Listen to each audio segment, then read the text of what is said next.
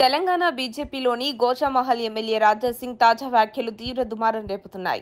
రాష్ట్ర నాయకత్వాన్ని ఉద్దేశించి చేసిన విమర్శలు ఇప్పుడు ఇంటా బయట పెద్ద చర్చనీయాంశంగా మారాయి.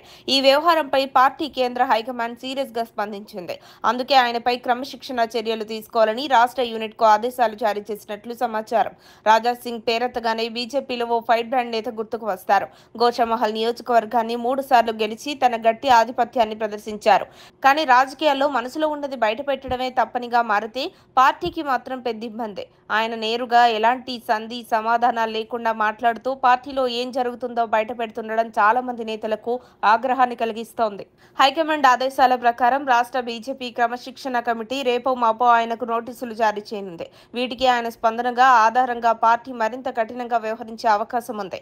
సస్పెన్షనా బహిష్కరణనా అన్నది ఇప్పుడు కీలక ప్రశ్నగా మారింది. మళ్లీ 2022లో వివాదాస్పద వీడియో ద్వారా పార్టీకి చికాకు కలిగించిన ఆయన్ను అప్పట్లో సస్పెండ్ చేసిన సంగతి తెలిసిందే.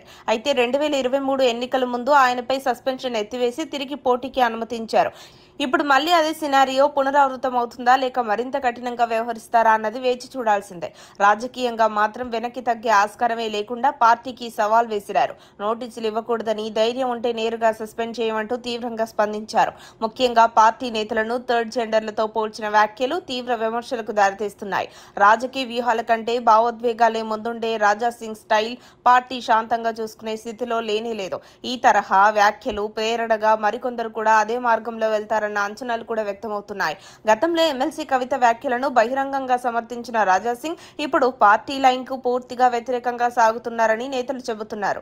ఆయన వ్యాఖ్యలు బీజేపీకి తీరని నష్టం కలిగించనున్నాయని భావిస్తున్నారు. మొత్తంగా చూస్తే తెలంగాణ బీజేపీలో రాజా సింగ్ వ్యవహారం ఎటు తేలుతుందన్నది రాజకీయంగా ఆసక్తికరంగా మారింది. చర్యలు తథ్యమవుతాయా లేక మరోసారి రాజా సింగ్ కు ఛాన్స్ ఇస్తారా అన్నది వేచి చూడాల్సిన సంగతే.